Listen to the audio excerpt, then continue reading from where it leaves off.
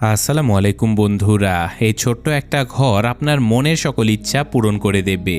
কোটি কোটি টাকা চান, এক মুহূর্তে চলে আসবে। হাজার হাজার গাড়ি বাড়ি সব পাবেন এই রুমের ভেতরে। এ যেন এক আলাদিনের চেরাগ ছিল, যেখানে মনের সকল ইচ্ছা বলা মাত্রই পূরণ হয়ে যায়। কিন্তু সব কিছু আবার এতটাও সহজ নয়, কারণ এই ঘরের ভেতরে লুকিয়ে আছে এমন এক রহস্য যা আপনার মাথা ঘুরিয়ে দেবে। তো গল্প শুরু করার আগে লাইক সাবস্ক্রাইব করতে ভুলবেন না যেন। তো গল্পের শুরুতে আমরা ম্যাট আর কেট নামের এক ইয়ং দম্পতিকে দেখতে পাই, যারা তাদের নতুন বাড়িতে থাকার জন্য এসেছিল। এই বাড়িটা একদম একটা নির্জন এলাকায় অবস্থিত ছিল, যার আশেপাশে না ছিল অন্য কোনো বাড়ি আর না ছিল কোনো মানুষের বসবাস। তারা মূলত নিজেদের নতুন জীবনটা নিরিবিলি আর সুখে শান্তিতে কাটানোর জন্য এই ঘরটা চুজ করেছিল। শহরের কোলাহলে বিরক্ত হয়ে ম্যাট আর কেট এমন একটা শান্ত বাড়ি খুঁজে চলেছিল, আর এই সুন্দর বাড়িটা ম্যাট বেশ কম দামে পেয়ে গিয়েছিল। তো যাই হোক, এরা দুজন যখন বাড়ির ভেতরে আসে তখন বাড়িটা বেশ খারাপ অবস্থায় ছিল, যেন বাড়িটা অনেক বছর ধরে খালি পড়ে আছে। তাই এরা দুজন এই বাড়িটা পরিষ্কার করার কাজে লেগে পড়ে, আর যত বাড়তি আর ফালতু জিনিসপত্র ছিল ম্যাট সেগুলো জানালা দিয়ে বাইরে ছুঁড়ে ফেলতে শুরু করে।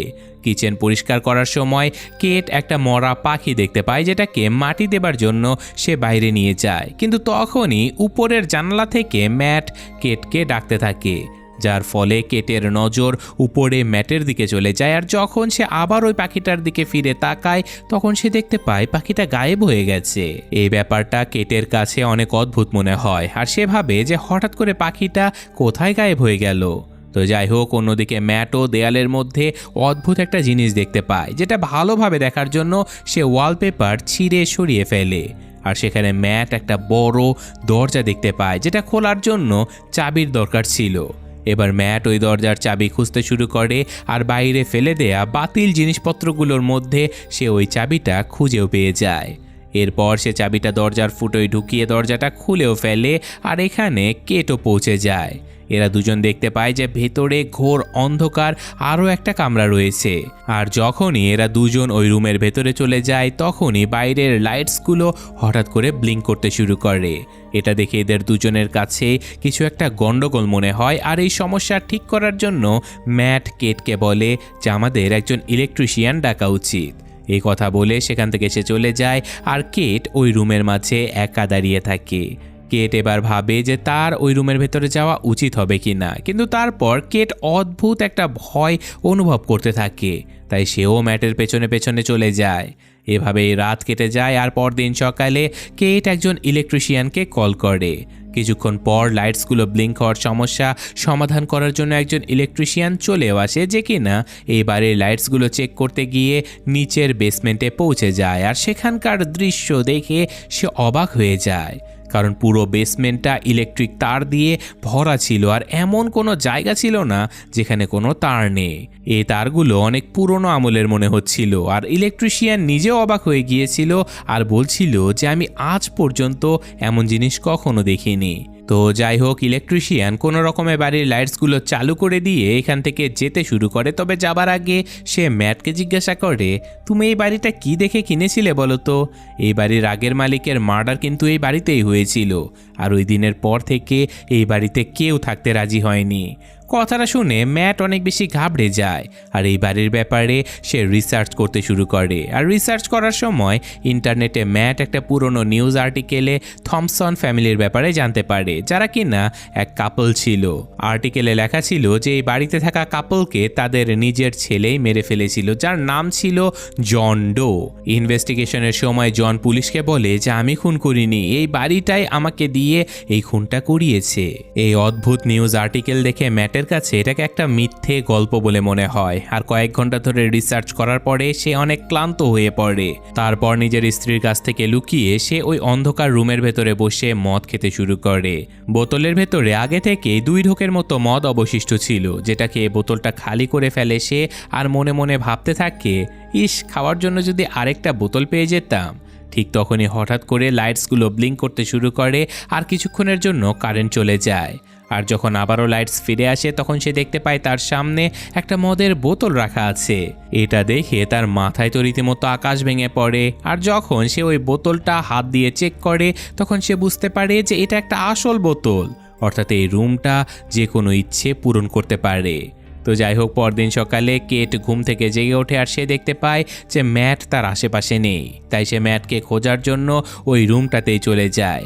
সেখানে গিয়ে সে দেখতে পায় যে পুরো রুমটা দামি পেন্টিং আর নতুন নতুন জিনিসে ভরে আছে। আর ম্যাট এখন অনেক বেশি খুশি। ম্যাট কেটকে বলে যে এই রুমটার ভেতরে যে কোনো ইচ্ছে পূরণ করার ক্ষমতা রয়েছে। তোমার যে জিনিসটা চাই ব্যাস মন থেকে চাও, আর দেখো তোমার সামনে এই রুম সেই জিনিসটাকে হাজির করে দেবে। এই কথা শুনে কেটের কাছে ম্যাটের কথাগুলো একটা নিছক মশকরা বলে মনে হতে থাকে। তাই সে ম্যাটকে দেখে হাসতে শুরু করে, কিন্তু ম্যাট বলে, আরে তুমি একবার ট্রাই করেই তো দেখো।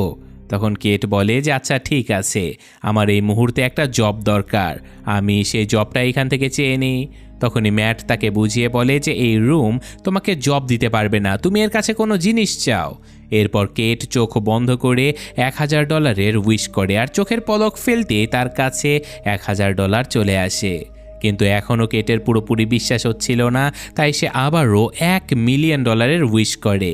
আর আগের মতোই এবারও তারা $1 মিলিয়ন পেয়ে যায়। এবার কেটের বিশ্বাস হয়ে যায় যে এই রুমটা কোনো নর্মাল রুম নয়, বরং প্রত্যেকটা ইচ্ছে পূরণ করার মতো একটা জাদুকরি রুম এটা। আর ব্যাস, তারপর কি, এরা দুজন ওই রুমটার কাছে একের পর এক দামি জিনিসপত্র চাইতে শুরু করে।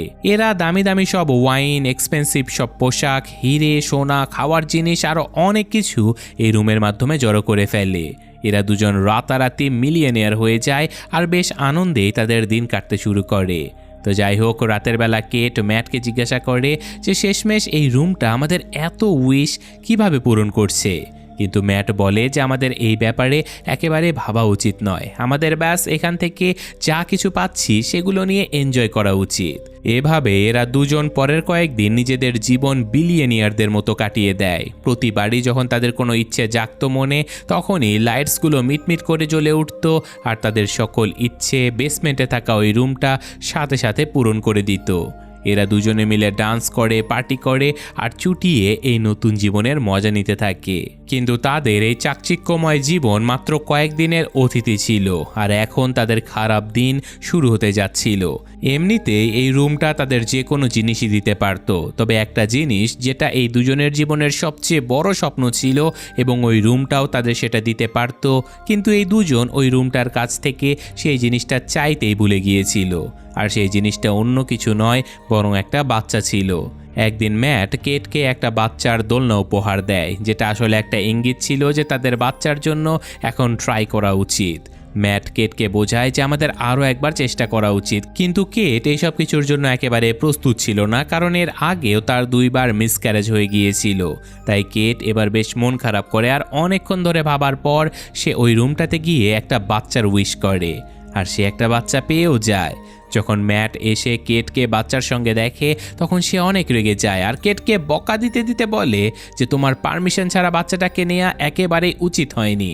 এই কথাটা নিয়ে এদের দুজনের মাঝে অনেকক্ষণ ধরে তর্ক বিতর্ক চলে। কেট বলে যে আমি এই শর্টকাটটা এই জন্যই নিয়েছি যাতে করে মিসক্যারেজ বা লেবার পেইনের কষ্ট আমাকে আর সহ্য করতে না হয়। সে আরও বলে যে আমরা দুজন এই বাচ্চাটার সঙ্গে অনেক সুখে থাকবো, কিন্তু ম্যাট এই বাচ্চাটাকে মেনে নেবার জন্য একেবারে প্রস্তুত ছিল না। সে জানতো যে এই বাচ্চাটা তার ঔরসজাত সন্তান ছিল না। সে তাই কেটকে বলে যে তুমি ওই রুমটাতে গিয়ে রুমের কাছে এই বাচ্চাটাকে ফেরত নিয়ে যাওয়ার উইশ করো। এবার কেট না চাইতেও ওই রুমের কাছে আসে আর ওই বাচ্চাটাকে গায়েব করার চেষ্টা করে, কিন্তু সে এমনটা করতে পারে না। তাই সে বাচ্চাটাকে ম্যাটের কোলে দিয়ে দেয়। এবার কোলে বাচ্চাটাকে নিয়ে ম্যাট নিজেও ইমোশনাল হয়ে যায়, আর সেও ওই বাচ্চাটাকে গায়েব করার উইশ করতে পারে না এবং বাচ্চাটাকে সে আবারও কেটের কোলে দিয়ে দেয়। এবার এরা দুজনেই সিদ্ধান্ত নেয় যে তারা এই বাচ্চাটাকে লালন পালন করবে, আর এভাবে এরা দুজন একটা বাচ্চার বাবা মা হয়ে যায়। এবার বাচ্চাটাকে নিয়ে কেট তো অনেক খুশি ছিল, কিন্তু ম্যাটের ওই বাচ্চার প্রতি একদমই কোনো মায়া ছিল না। আর ম্যাট এই রুমটার ব্যাপারে আরও বিস্তারিত তথ্য জানতে চাইতো। তাই সে আবারও রিসার্চ করতে শুরু করে, আর সে জানতে পারে যে ওই ছেলেটা যে কিনা এই বাড়ির মালিক অর্থাৎ নিজের বাবা মাকে মেরে ফেলেছিল, সে এখনও বেঁচে আছে, আর সে একটা মেন্টাল হসপিটালে তার জীবন কাটাচ্ছে। এটা জানার পরে ম্যাট নিজের উইশের মাধ্যমে চাওয়া অনেকগুলো টাকা থেকে কিছু টাকা নিজের পকেটে রাখে আর জন ডোর সঙ্গে দেখা করার জন্য বেরিয়ে পড়ে। হসপিটালে পৌঁছানোর পরে নার্স ম্যাটকে জিজ্ঞাসা করে, তুমি কি একজন রিপোর্টার? কারণ গত ৪৫ বছর ধরে জনের পরিবারের কেউ ওর সঙ্গে দেখাই করতে আসেনি। এই কথা শুনে ম্যাট মিথ্যে কথা বলে যে হ্যাঁ, আমি একজন রিপোর্টার। তো কিছুক্ষণ পর জন সেখানে চলে আসে আর ম্যাট দেখতে পায় যে জন বুড়ো হয়ে গেছে। আর জন পেছনের একটা টেবিলে বসে ম্যাটকে বলে যে আমি তোমার জন্যই অপেক্ষা করছিলাম। এই কথা শুনে ম্যাটের কাছে বিষয়টা অনেক অদ্ভুত লাগে আর সে সরাসরি জনকে জিজ্ঞাসা করে, তুমি ওই রুমটার ব্যাপারে কি জানো, আর তুমি তোমার বাবা মাকে কেনই বা মেরেছিলে? তখন জন বলে যে আমি আমার বাবা মাকে মারিনি, বরং ওই রুমটায় আমাকে দিয়ে এই কাজটা করিয়েছে। এরপর জন মুচকি হেসে বলে যে আমি জানি তুমি এখন অনেক মজায় আছো, খুব ভালো ভালো খাওয়া দাওয়া করছো, দামি দামি পোশাক পরছো, অনেক স্বর্ণ অলংকার সব কিছু নিয়ে অনেক এনজয় করছো, কিন্তু খুবই জলদি এর দাম তোমাকে দিতে হবে। আর এখন জন ম্যাটকে বলে যে যত জলদি সম্ভব ওই বাড়িটা ছেড়ে দাও। ম্যাটের কাছে জনের মানসিক অবস্থা একেবারে ঠিক মনে হয় না, আর তাছাড়াও সে এমন সোনার হরিণ কোনোভাবেই ছেড়ে দিতে চাচ্ছিল না। তাই সে জনকে ওখানে ছেড়ে বাড়ির দিকে রওনা হয় আর পথিমধ্যে সে একটা পেট্রোল পাম্পে গাড়িতে পেট্রোল নেবার জন্য দাঁড় করায়। পেট্রোল নেবার পরে ম্যাট যখন কর্মচারীকে টাকা দেবার জন্য পকেটে হাত দেয়, তখন তার হাতে টাকার বদলে ছাই উঠে আসে। এটা দেখে সে ঘাবড়ে যায় আর অন্য পকেট থেকে কর্মচারীকে টাকা দিয়ে সোজা বাড়িতে পৌঁছায় আর ভাবতে শুরু করে যে যাবার সময় তো আমি অনেকগুলো টাকা আমার পকেটে ঢুকিয়েছিলাম, তারপর হঠাৎ করে ওই টাকাগুলো কোথায় গায়েব হয়ে গেল। আর এই ব্যাপারটা নিশ্চিত করার জন্য সে রুমের কাছ থেকে উইশ করে যে টাকাগুলো নিয়েছিল সেই টাকাগুলো সে বাইরের জানালা দিয়ে ছুঁড়ে ফেলে দেয়, আর চোখের পলকেই সেই টাকাগুলো হঠাৎ করে গায়েব হয়ে যায়। এরপর ম্যাট উইশের মাধ্যমে চাওয়া একটা পেইন্টিং তুলে তার অর্ধেক অংশ ঘরের ভেতরে রাখে আর বাকি অর্ধেক অংশ বাইরে রাখে। কিছুক্ষণের মধ্যেই যে অংশটা ঘরের বাইরে ছিল সেটা ছাই হয়ে যায় আর বাকি অংশটা আগের মতোই থাকে। এটা দেখে ম্যাট বুঝতে পারে যে তারা ওই রুম থেকে পাওয়া কোনো জিনিসই ঘরের বাইরে নিয়ে যেতে পারবে না, নয়তো সকল জিনিস ছাই হয়ে যাবে। ম্যাট এবার ওই রুমের দেয়ালটা ভাঙতে শুরু করে যাতে করে সে জানতে পারে যে আসলে এই রুমটার ভেতরে কি লুকিয়ে রয়েছে, কিন্তু দেয়ালের ভেতরে পেঁচানো তার ছাড়া আর কোনো কিছুই ছিল না। সব জায়গায় শুধু তার আর তার ছিল। দেয়াল ভাঙার শব্দ শুনে কেটও সেখানে পৌঁছে যায় আর কেট তার বাচ্চাকে কোলে নিয়ে বাইরের দিকে যেতে শুরু করে, কিন্তু ম্যাট তাকে বাইরে যেতে বাধা দিয়ে বলে যে বাচ্চাটাকে বাইরে নিয়ে যাওয়া সেফ নয়। সে আসলে তাকে আসল কারণটা বলতে পারছিল না, কিন্তু সে নিজে জেনে গিয়েছিল যে ওই রুম থেকে উইশ করে যে জিনিসটা চাওয়া হয়েছে সেটা এখান থেকে বাইরে বের করলেই শেষ হয়ে যাবে। কিন্তু ম্যাটের মানা করার পরেও কেট বাচ্চাটাকে নিয়ে বাইরে চলে যায় আর বাইরে নিয়ে যাওয়ার সাথে সাথেই বাচ্চাটা জোরে জোরে কান্না শুরু করে দেয় আর তার গায়ের রং বদলে যেতে শুরু করে। এটা দেখে কেট নিজেও চিৎকার করতে শুরু করে আর কেটের আওয়াজ শুনে ম্যাট দৌড়ে তার কাছে চলে যায় আর সে দুজনকেই ধরে ঘরের ভেতরে নিয়ে আসে। আর এখন আমরা দেখতে পাই যে ওই ছোট্ট বাচ্চাটা আর ছোট্ট বাচ্চা নেই, বরং সে কয়েক সেকেন্ডের মধ্যেই 8 বছরের একটা ছেলে হয়ে গেছে। এখানে ম্যাট কেটকে পুরো সত্যটা বলে দেয় যে ওই রুমটা আমাদের সকল উইশ পূরণ করতে পারে, কিন্তু আমরা ওর দেওয়া কোনো জিনিসই ঘরের বাইরে নিয়ে যেতে পারবো না, না হলে ওই জিনিসগুলো পুরনো হয়ে ছাই হয়ে যাবে। এই কথা শুনে কেটের অনেক কষ্ট হয় আর এখন এরা দুজন সিদ্ধান্ত নেয় যে তারা এই বাচ্চাটাকে ঘরের ভেতরে রাখবে, কখনোই তারা বাচ্চাটাকে বাইরে বের হতে দেবে না, না হলে বাচ্চাটা মারা যাবে। এভাবেই দিন কাটতে থাকে। কেট বাচ্চাটাকে ঘরের ভেতরেই সকল জিনিসপত্র শেখাতে থাকে আর সে বাচ্চাটাকে নিজের ছেলেই মনে করে, আর এই বাচ্চাটার নাম সে রাখে শেন। শেন বাকি বাচ্চাদের চেয়ে অনেকটাই আলাদা ছিল, সে কারো কোনো কথাই শুনতো না আর তার উপরে কোনো কথারও প্রভাব পড়তো না। তার আচরণ মোটেও শিশু বাচ্চাদের মতো ছিলই না। খাওয়ার সময় সে বরফ খেত, কিন্তু এইসব আচরণের পরেও কেট শেনকে অনেক বেশি ভালোবাসতো। কেট শেনকে বোঝায় যে সে ঘরের বাইরে যেতে পারবে না, কারণ বাইরে অনেক বিপজ্জনক মানুষেরা রয়েছে যারা তাকে মেরে ফেলবে। এইসব কথা শুনে শেন অনেক মন খারাপ করে আর সে ঘরের ভেতর থেকে কখনো জানালা দিয়ে তো কখনো দরজা দিয়ে বাইরের দুনিয়া দেখতে থাকে।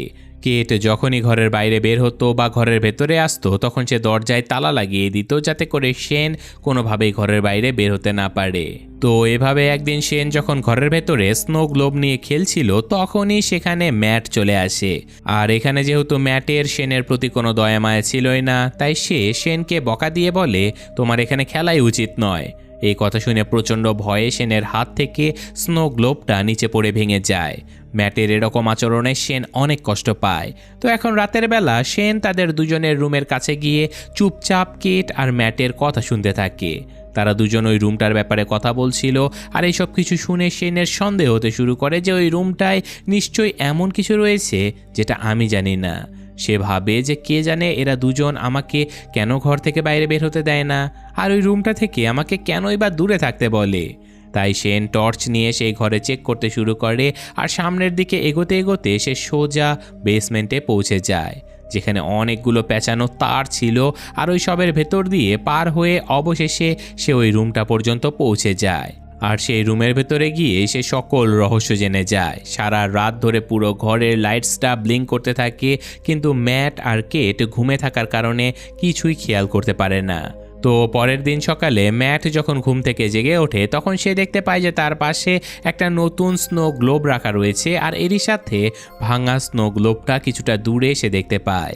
আর এটা দেখে সে ঘাবড়ে যায় আর ভাবে যে শেষমেশ এই নতুন গ্লোবটা কে বানালো। ম্যাট সোজা কেটের কাছে চলে যায় আর তাকে ঘুম থেকে ডেকে তুলে জিজ্ঞাসা করে, তুমি কি এই গ্লোবটা ওই রুম থেকে উইশ করে নিয়ে এসেছো? যার জবাবে কেট বলে, না, আমি তো এই গ্লোবের উইশ কখনো করিনি। ঠিক তখনই লাইটস ব্লিঙ্ক হতে দেখে সে বুঝে যায় যে এই সকল কাজ শেন করেছে। তাই এরা দুজন দৌড়ে ওই রুমটার দিকে চলে যায়, আর সেখানে গিয়ে এরা দুজন অবাক হয়ে যায়। যেহেতু শেনকে তারা বাইরে বের হতে দিত না, তাই শেন মনে মনে বাইরে যাবার ইচ্ছে করে ওই রুমটা থেকে নিজের জন্য অনেক বড় একটা আউটডোর এরিয়া চেয়ে বসে, যেখানে খোলা আকাশ, বড় জঙ্গল ছিল, আর শেন সেখানে মজায় মজায় খেলছিল। কেট নিজের ছেলের বানানো দুনিয়া দেখে ভীষণ খুশি হয়ে যায় আর তার সাথেই খেলতে শুরু করে। কিন্তু ম্যাট শেনের এই কাজে মোটেও খুশি ছিল না, কারণ তার ভয় ছিল যে শেন হয়তো ওই রুম থেকে বন্দুক বা কোনো বাজে জিনিস চেয়ে বসতে পারে, যার কারণে তাদের জীবন বিপদে পড়ে যাবে। এই জন্য সে শেনের হাত ধরে তাকে আবারও ঘরের ভেতরে নিয়ে আসে। এবার ম্যাট ওই রুমের চাবি নিজের কাছে রেখে দেয় আর শেনকে ওই রুমে যেতে নিষেধ করে দেয়। কিন্তু কেট ম্যাটকে এমনটা করতে বাধা দেয়। কেট বলে যে আমরা তো আগে থেকেই শেনকে ঘরের বাইরে যেতে দেই না, এখন বেচারা নিজের জন্য আলাদা একটা আউটডোর বানিয়ে নিয়েছে, তাই আমাদের তাকে ওখানে যেতে বাধা দেওয়া একেবারেই উচিত নয়, আর ওখানে তার জীবনের তো কোনো ঝুঁকিও নেই। কিন্তু ম্যাট কেটের কথা শোনে না। সে বলে যে শেন এখনও অনেক ছোট, আমার ভয় হয় যে সে হয়তো ভুল করে ওই রুম থেকে এমন কোনো জিনিস চেয়ে বসবে যার কারণে আমরা দুজন বিপদে পড়ে যাব।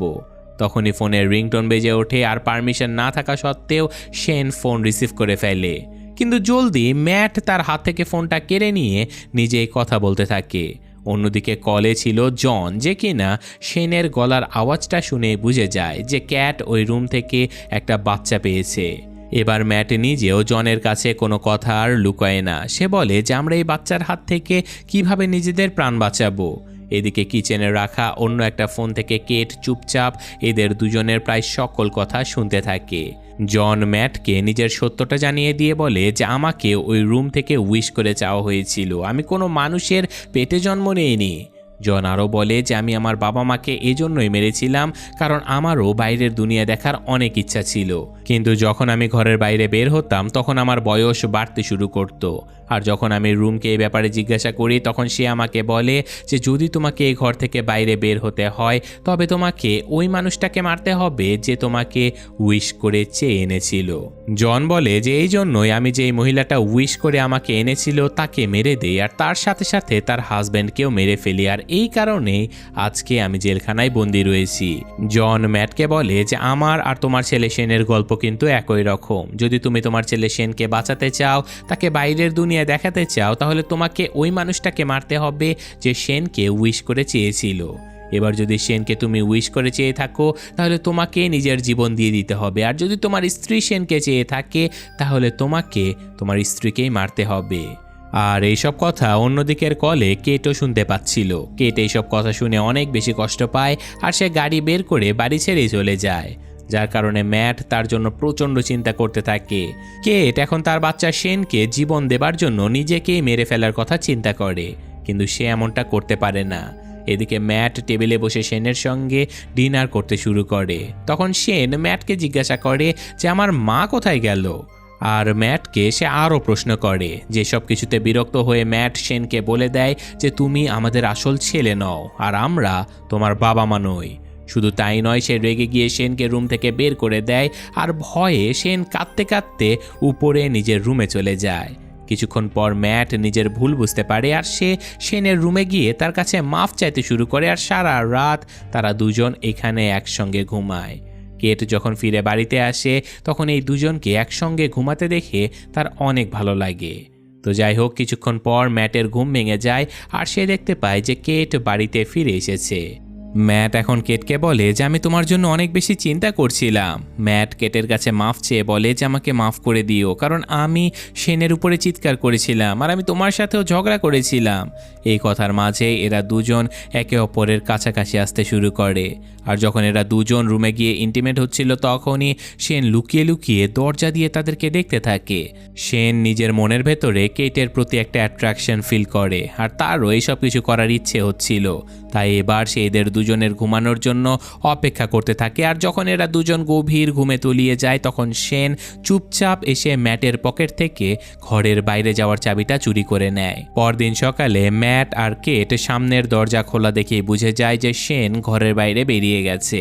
তাই তাদের প্রচণ্ড ভয় হচ্ছিল যে শেন হয়তো মারা গেছে। কিন্তু তখনই ঘরের অন্য একটা অংশে শেনকে দেখে এরা দুজনে অবাক হয়ে যায়, কারণ শেন এখন জোয়ান আর শক্তিশালী একটা বাচ্চা হয়ে গিয়েছিল।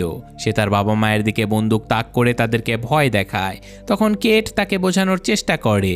এরই মাঝে ম্যাট শেনের উপরে হামলা করে বসে আর তাদের দুজনের মাঝে ভয়ঙ্কর লড়াই শুরু হয়ে যায়। কিন্তু তাদের মারামারির মাঝে কেট ধাক্কা খেয়ে নিচে পড়ে অজ্ঞান হয়ে যায়। আর কিছুক্ষণ পর ম্যাট কেটকে ডাক দিয়ে তোলে আর তাকে বলে যে শেনের গায়ে ভুল করে গুলি লেগে যাবার কারণে সে মারা গেছে। এই কথা শুনে কেট কান্না করতে শুরু করে আর ম্যাট তাকে সান্ত্বনা দিয়ে আবারও ঘরের ভেতরে নিয়ে আসে। আর এখানে আসে গল্পের সবচেয়ে বড় টুইস্ট, কারণ এইমাত্র যে ম্যাট কেটকে তুলে ঘরের ভেতরে নিয়ে গেল সে আসলে ম্যাট নয়, বরং সে ছিল শেন। এদিকে অন্য রুমে যেখানে তাদের মারামারি হয়েছিল সেখানে আসল ম্যাটের জ্ঞান ফিরে আসে আর সে পুরো বাড়িতে নিজের স্ত্রীকে খুঁজতে শুরু করে। তখন এই লাইটসগুলোকে আবারও মিটমিট করে জ্বলতে দেখে সে ওই রুমটার দিকে চলে যায়, কিন্তু সেখানেও তার স্ত্রী কেট ছিলই না। এদিকে কেটের একদমই ধারণা ছিল না যে তার সঙ্গে বসে থাকা লোকটা ম্যাট নয়, বরং শেন ছিল। কিন্তু কেটও ম্যাটের মধ্যে কিছু পরিবর্তন খেয়াল করে আর খুব জলদি তার বরফ খাওয়ার অভ্যাস দেখে কেট বুঝে ফেলে যে এটা ম্যাট নয়, বরং এটা শেন।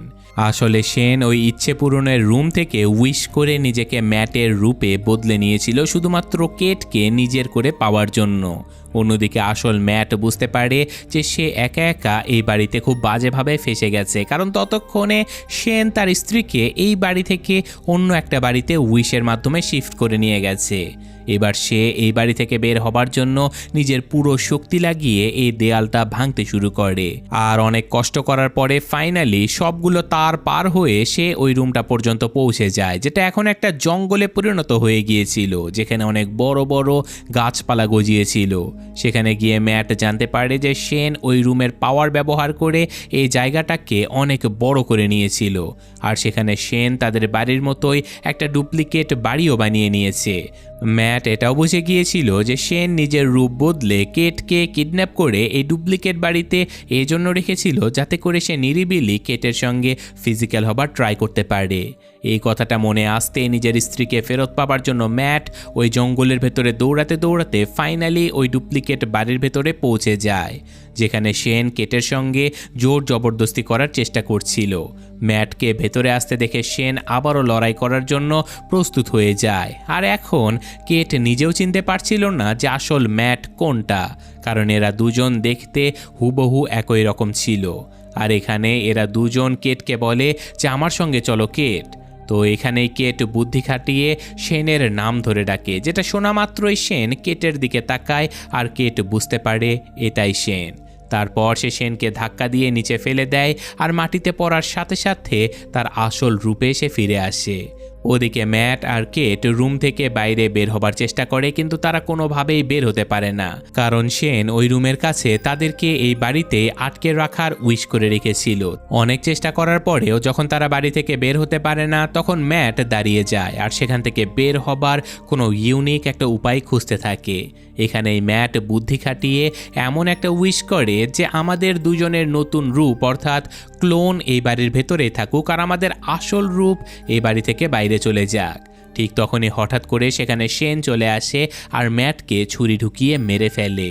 এরপর সে কেটকে বোঝাতে শুরু করে যে তুমি ম্যাটকে ভুলে যাও, আমার সঙ্গে থাকো। কিন্তু এই কথা বলার মাঝেই শেন বুঝতে পারে যে এরা আসল ম্যাট আর কেট ছিলই না, বরং এরা ছিল ওদের ক্লোন।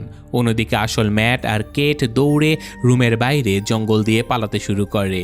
এটা দেখে শেন অনেক রেগে যায় আর জোরে জোরে তাদের পেছনে পেছনে দৌড়াতে শুরু করে। এখানে এরা দুজন আসল বাড়িতে ফাইনালি পৌঁছে যায়, আর যখন শেনও আসল বাড়িতে পৌঁছায় তখন সে দৌড়ে এসে ম্যাটের উপরে অ্যাটাক করে দেয়। কিন্তু এখানে ম্যাট বুদ্ধি খাটিয়ে শেনকে শক্ত করে ধরে নিজের সাথে তাকেও ঘরের বাইরে নিয়ে আসে। শেন নিজের জীবনের বিপদ দেখে আবারও দরজার দিকে দৌড়ায়, কিন্তু ভেতরে ঢোকার আগেই কেট দরজাটা বন্ধ করে দেয়। আর এখানে শেন কেটকে ভোলানোর চেষ্টা করে আর সে বলে যে প্লিজ মা, আমার জন্য দরজাটা খুলে দাও। কিন্তু কেট এবার সবকিছু বুঝে গিয়েছিল, সে শেনের এইসব মিথ্যে কথায় আর ভোলে না। তাই সে কান্না করতে করতে শেনকে তার চোখের সামনেই বুড়ো হতে দেখতে পায়। ধীরে ধীরে শেনের শরীর বুড়ো হতে হতে গলতে শুরু করে আর সবশেষে সে ছাই হয়ে যায়। কেট তার কাছে চলে আসে আর তার শরীর থেকে তৈরি হওয়া ছাই হাতে নিয়ে কান্না করতে শুরু করে, কারণ কেট তাকে নিজের ছেলের মতো মেনে নিয়েছিল, তাকে নিজের ছেলের মতো মানুষও করেছিল। এরপর ম্যাট কেটের কাছে আসে আর দুজন একে অপরকে জড়িয়ে ধরে। এবার সিন শিফট হয় আর আমাদের কয়েক মাস পরের দৃশ্য দেখানো হয়, যেখানে ম্যাট আর কেট একটা ছোট্ট বাড়িতে সেটেল হয়ে গিয়েছে আর শান্তিতে তারা তাদের জীবন কাটাতে থাকে। কিন্তু কিছুদিন পর কেট প্রচণ্ড ভয়ে ভয়ে নিজের প্রেগনেন্সি টেস্ট করায় আর তার রিপোর্ট পজিটিভ আসে। অর্থাৎ এবার এরা দুজন নিজেদের একটা বাচ্চা পেতে চলেছে। আর এরই সাথে সাথে এই ইন্টারেস্টিং মজার গল্পটা এখানে শেষ হয়ে যায়।